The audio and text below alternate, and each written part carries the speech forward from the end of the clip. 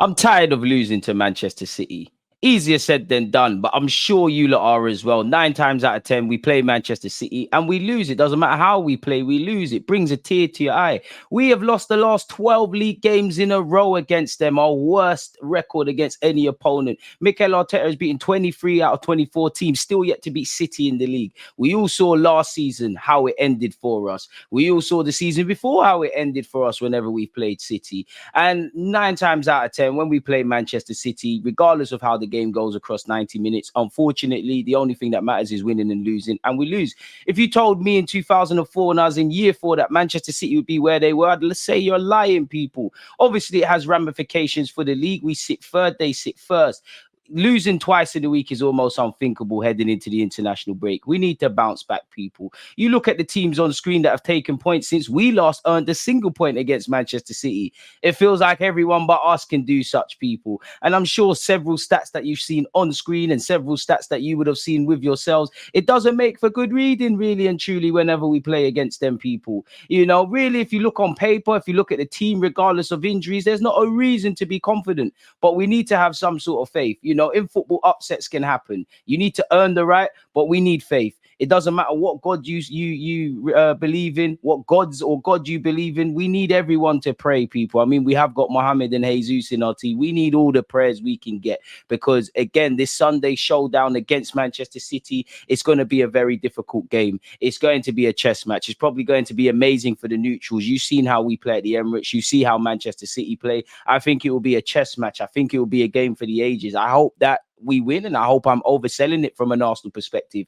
Mikel Arteta has a lot to consider. Is Trossard or Martinelli fit? Does he, you know, what does he do with his front three? Does he bring Partey back into the team? Does he go with Benjamin White or Tomiyasu? You know, how do we match up against Manchester City? What are Manchester City going to do? Are they going to go with Calvin Phillips? Are they going to just go with all the ballers in midfield? I think you personally be making a sad mistake if you just assume that there's no Rodri. Obviously, Gundogan's left. There's no Kevin De Bruyne, and you assume that we're going to get 3 points. Of course, you'd rather play a team like Manchester City without their key players. But where other players are not involved, other players will step up. And I'm not being funny. They've still got Phil Foden, Grealish, Kovacic, Nunes, you know, Julian Alvarez, who's going under the radar, and a bunch of quality players. It's Manchester City. We've seen Pep Guardiola's men become centurions, win the treble, win everything. You know, the only thing that they've really not cared about in recent years has been the League Cup. And Pep Guardiola, during his early days in England, was picking that up. It's the master against the apprentice, and it's a big chance for Mikel Arteta. As I said, there's many question marks. Is Martinelli going to be fit? And not only that, if he is fit,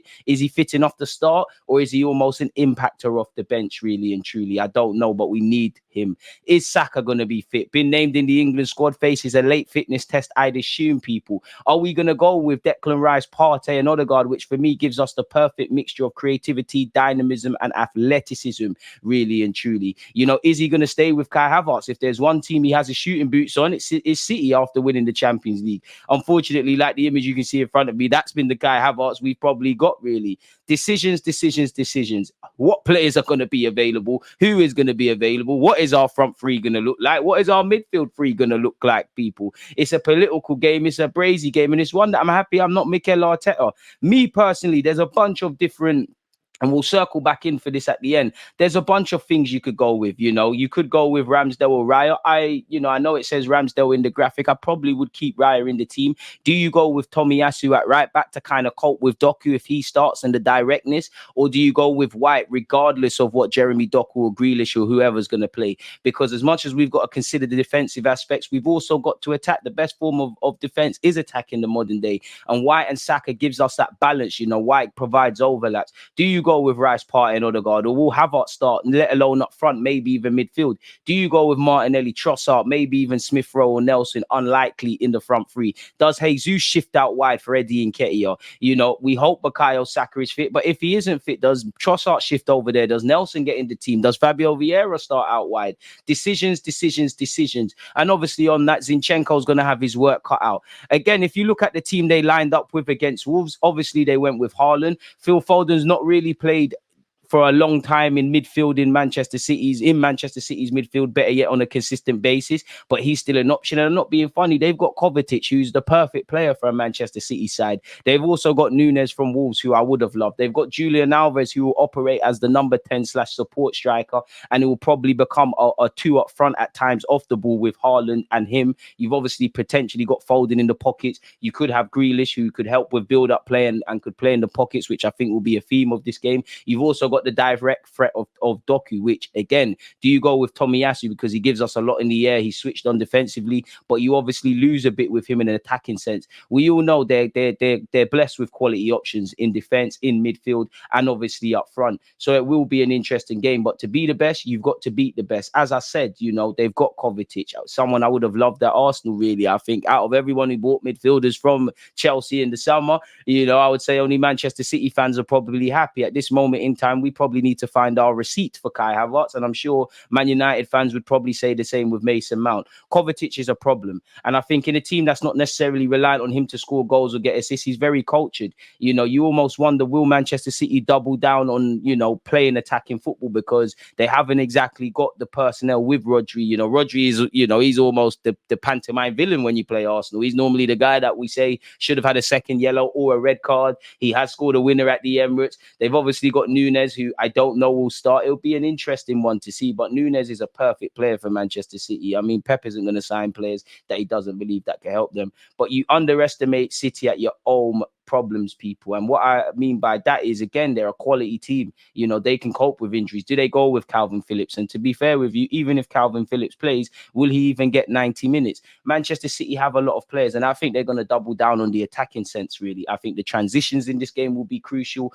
Obviously, in the middle third, I'm relatively confident because City don't have their key players. But if there's one place that I've seen Mikel Arteta show me he can have a game plan for, is for an opposition's midfield. I do think the middle third, we could win that. But again, it's how efficient and effective you are in the defensive third. The difference with us and City in recent games, it has been close, but they're ruthless. They take their chances up front. Can we say Arsenal do the same? Defensively, can we say we'll be switched on? I'm not too sure. I actually believe they only have one clean sheet in the Prem. I could be wrong on that. So there is an opportunity, and we only need to look at Wolves for inspiration. But obviously, Wolves' victory could be to our detriment because City are a bit like a wounded animal. Unlike us, they won midweek as well. I don't expect to see Phil Foden line up in a somewhat pivot, but he is an option in midfield, really and truly, which you cannot rule out. Or will Pep Guardiola show why he's the tactical master? And I know unofficially Rico Lewis, with the modern game and inverted fullbacks and stuff like that, he goes into midfield. But you could argue he could be an option, a somewhat spanner in the work, something that maybe,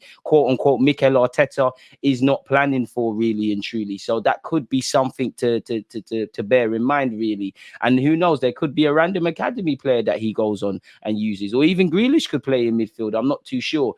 At the end of the day, we need to give a good account of ourselves. It's as simple as that.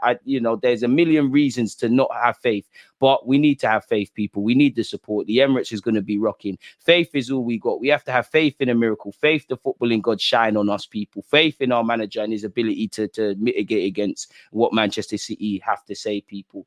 And again, I hope it's a great day for the fans at the Emirates. We have to have even faith that Jesus and Mohammed can shine on us. Faith that Havertz will find his goal-scoring boots, really. So it'd be an interesting one. As I said, it's the master against the apprentice. It's the challengers versus Pep Guardiola's winners, people. So we'll have to see. Now, people, obviously, with that being said, now, when you think of Arsenal versus Manchester City, it's one where, if I'm honest with you, I think we've done well this season. I think it could be a lot worse. I think it could be a lot of better. I think there's a couple of teething issues we've had with the new system. I don't think we're necessarily firing in the middle and attacking third necessarily. We've obviously got some injuries like City, but we're going to have to get on with it. When I say confidence, I don't necessarily mean confidence in getting 3 points against Manchester City, but we should be going into this with confidence because, since Mikel Arteta walked in, we've come a long way as a football club. This is the problems we wanted. We wanted to go into games against teams like this, against the best, knowing that it might have ramifications for the title campaign, people. Again, you know, you look at our couple of top 6 games we played already this season. We drew against Spurs. It could have been better. It could have been worse.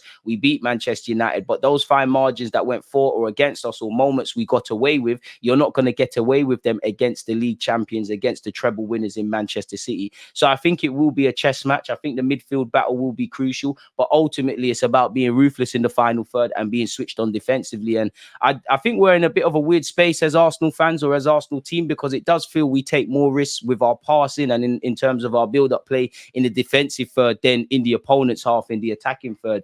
Obviously, injuries are a theme. We know they've got no Rodri. We know there's fitness issues around Saka, around even Partey, even though he's back in the team. Obviously, Trossard has just got back into full fitness as well. And obviously Martinelli. And you're probably racking your heads, people. Like I tried to just make some random front three combinations, people. I know a lot of people are saying, you know, Kai Havertz could play in midfield because he gives us the option to go direct, which I think there's too many holes in our midfield, like shown with Lens, and City will exploit that on the transition. But there is the luxury of potentially Kai Havertz, Saka, and Jesus as a front three. Eddie, Jesus, and Saka. Trossard, Havertz, and Jesus. Trossard, Havertz, and Saka.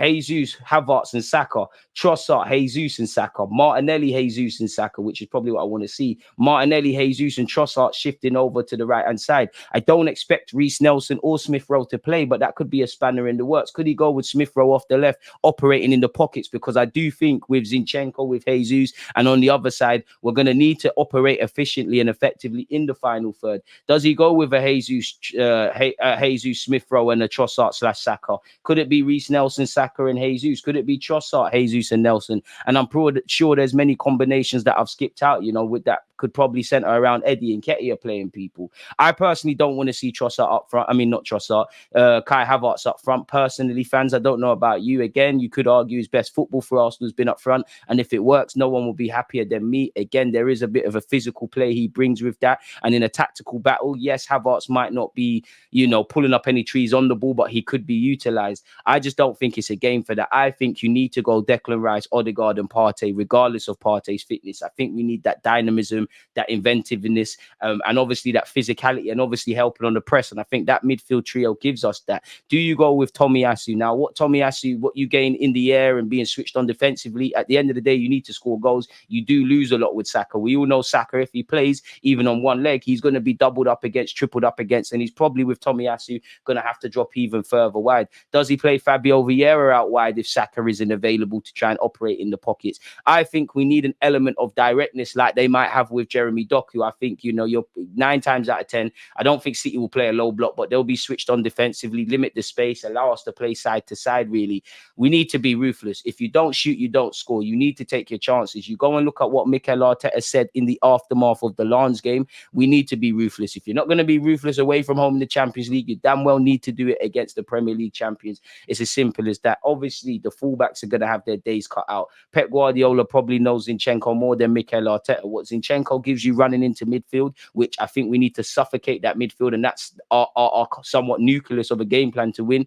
Obviously, the transitions, you know, for me, it's the second half, because we've shown we can compete against City, but there's fine margins, whether it's individual mistakes, whether it's not taking chances, whether it's being switched on defensively against the league champions and a team like Manchester City. You need to get right.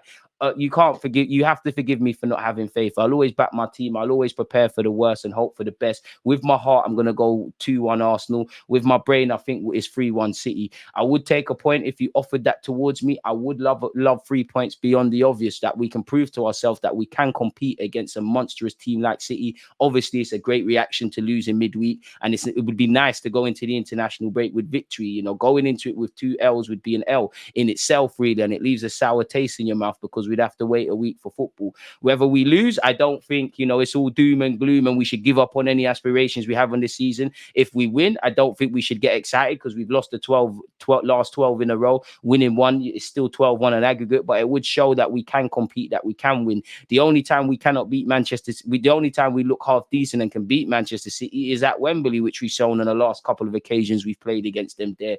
And really and truly, you know, we had to allow an extra time and penalties, really. We couldn't really beat them over 90 minutes. I do think the most recent games against City have been close, but fundamentally, whether they've been close, whether they've blown us out of the water, we've lost them in it, really and truly. And lesser teams have won. You know, again, if you want to fight for a league title, you've got two options. You need to beat City across, or get anything from 3 to 4 points across the 2 games you're playing them. If you can't beat them, and if you lose to them, you need to be perfect across the other 36 games. Now, I don't think there's a single team or manager in the Premier League that manages teams that would say his team's been perfect over 36 games. So I can't account for that, really and truly. We need to show we can defeat them, and we need to show we can defeat ourselves, because honestly, the last couple of times we've played Man City, it looks like the games are won and lost in the changing rooms, or better yet, the tunnel. Not that we're intimidated necessarily, but it's like we're kind of resigned to defeat. We need to prove to ourselves that we can hang in this room against a team like Manchester City. And again, for me, I want the players to play with no fear. If you lose, again, the headlines, we've been seeing that. If you win, there's positive headlines, but I want to see that my players can cope, because if we go to the way that us Arsenal fans want us to be, competing for trophies, you're playing against the Cities, the Liverpools, and all the big teams in Europe. So we need to show that we can hang there. At the end of the day, I never like to accept defeat. Nobody likes draws and losses. We want to win every game. But if we give, if every individual takes care of themselves and the collective puts in a good performance, and, I don't know, Haaland or Haaland scores a screamer, or one of their dazzling players dribbles past 10 men and does something out of this world and smashes it into the top bins, sometimes you just have to hold your hands up. But don't let it be because we switched off defensively. Don't let it be because we lacked a ruthlessness in the final third. Don't let it be because we're not following runners in the midfield. Don't let it be because we're switching off in the last 10 minutes, because there's even been a couple of times against Manchester City we've taken the lead, or we've come back from behind. There was a game where I think Saka scored in the 42nd minute from the penalty spot, then we lost. We need to show we can get ourselves in position where we can take points and obviously, see it through to the end. Now, it's too early to be caring about how the table fluctuates, but we could obviously slide down the table. There's a lot of football to be played, but we need to show that we can cope in a game like this. This game will be a chess match. It will be a psychological game as much as it's about what the players are doing on the football field. And it's also one where Pep Guardiola and Mikel Arteta might as well be playing, because there's been a couple of close games where you've seen little tweaks from Pep Guardiola that has shown why he's the master. You look at Bernardo Silva a couple of games ago, where he went from left back to right wing. So it'd be an interesting dynamic, people. But yeah, let me know you lot's thoughts in relation to the game. Who you lot would start in midfield? Who you lot would start in defense? Would you go with Raya or Ramsdale in goal? What is your front three looking like? What is your general feelings? Again, appreciative to all of you lot who watch my videos, support the movement. Don't forget, on Sunday we're doing a watch along. I think we kick off at 4:30, so I'll be live at 3:30. So yeah, people, like, comment, subscribe. Let me know your thoughts. Check out the rest of the Arsenal Man City previews I've got on my channel. God bless you all. Stay blessed, stay safe. Again, make sure you comment, like, subscribe. Most importantly, enjoy your weekend. Come on, you Gunners, let's try and get 3 points. You always just that accurate, defending. I think it's like